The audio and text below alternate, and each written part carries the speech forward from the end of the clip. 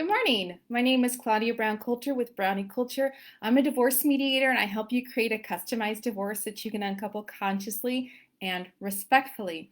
Today, I would like to talk to you about punishing your spouse. Doesn't that sound so exciting?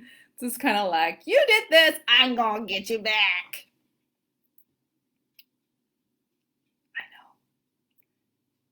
I know, right? The idea of it feels really, really good in the moment.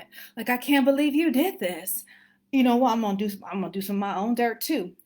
Um, so I want to encourage you to resist those urges. This is going to be a short video. I want to encourage you to resist those urges because you're not that person. You are not that person. So just bear with me. Take a moment and can you think of a time when someone tried to punish you? It could have been your parents when you were bigger, not when you were small. When you were older, or a teacher, or a boss, or even a friend or your spouse. Can you think of a time when someone tried to punish you? How did it feel? Did it actually change your behavior? Probably not. It may have made you feel bad in the moment, and then you were probably like, F you. F you. Oh well, I'm doing me. Peace. Okay, so that's what happens. So sometimes people want to punish their spouse because they had an affair. So then the person who was betrayed goes out and has their own affair to make the other person feel bad. Do you want to live with the consequences of that just because you're trying to punish your spouse? What if they don't care? What if it doesn't bother them? What if it doesn't bring them back to you? So now you feel you might not, but you might feel gross about yourself, and then you didn't even get what you wanted in the long term, and then you're just like, that's not the type of person I am. I've known, hey Sharon, I've known people who've done that. And years later, there's a lot of shame around that. You deserve better than that. Okay?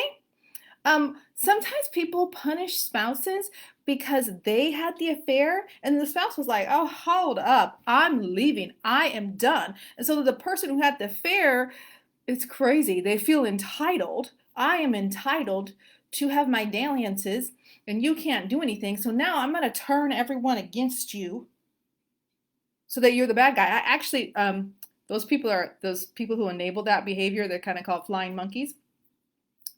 You know, after a while, you just are like, okay, whatever. That's their problem. So the truth begins to come out. In some instances, you might be waiting years for the truth. But to punish someone, to sling mud, then all that does is it just makes you dirty. So you are better than that. You are worth more than that. So you could, maybe there's no drama. And maybe your spouse is like, I just don't love you anymore. Or I don't want to do this anymore. Or I'm not attracted to you anymore. Or I'm attracted to a different sex than what you are. All of those things hurt because someone is saying, we are done.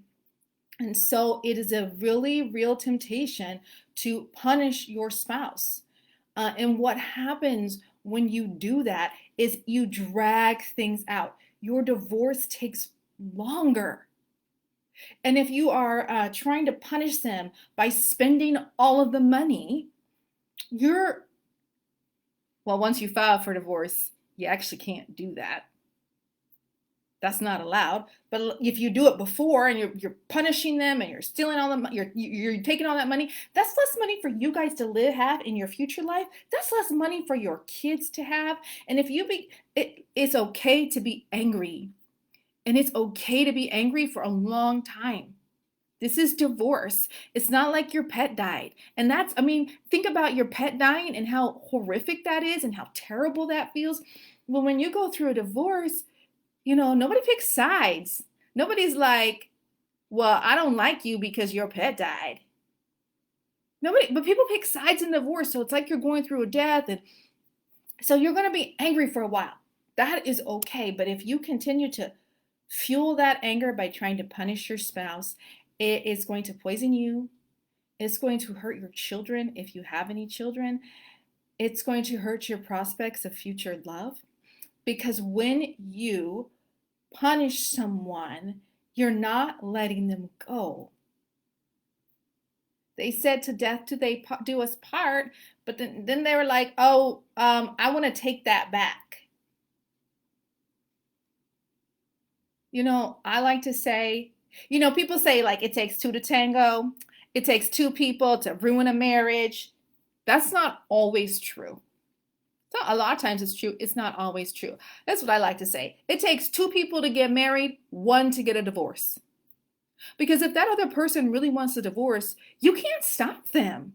They're going to file and they're going to get divorced from you one way or another. You can't stop it and you can't force anyone to love you. So, look, I'm speaking from experience here. I'm preaching to myself. So, when you don't let that person go, you don't heal. You don't get a chance to move on. You don't get a chance to have extra health in your life. And what happens is it poisons and destroys everything around you. And then you drag on to the divorce. And so you drag out the divorce because once the judge signs those papers and says they stamp it and they sign it and they say you are divorced, you are officially unentangled. And they're gone. That's it.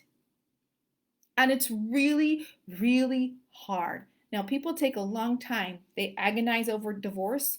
How long, like, it sounds like usually people don't wake up one day and just go, I'm going to get a divorce. There's been months and years of agonizing over it. And if you were not the person who agonized over it, you may feel like you are blindsided and you want to punish your spouse and get back at them. But I want to encourage you, and I know what I'm saying isn't easy, but I really want to encourage you to let them go. It's just like an old song, if you love me, let me go. Let them go because it's healthier for you.